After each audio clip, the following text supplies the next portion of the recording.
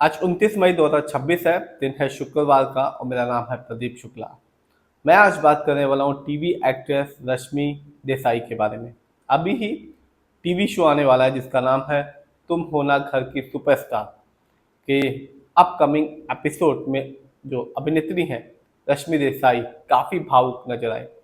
उन्होंने अपने पुराने दिनों को याद किया, अपने स्ट्रगल के दिनों को याद किया और उन्होंने ये बताया कि कैसे जो उनका बुरा दौर था तब वो अपने परिवार से बुरी तरह से कट चुकी थी, अपनी माँ से दूर हो चुकी थी और अपने परिवार को पूरी तरह से उन्होंने इग्नोर कर दिया था।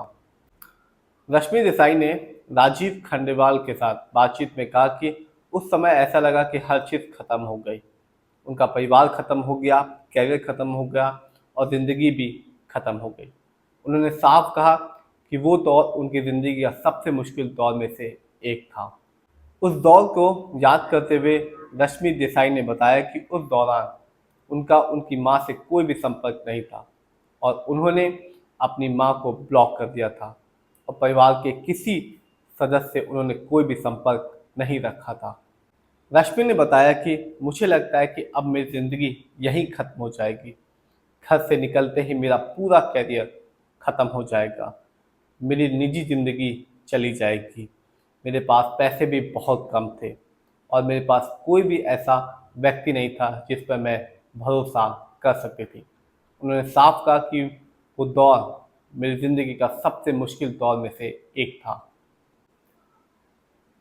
रश्मि देसाई ने विशेष तौर पे नदीम भाई का आभार जताया।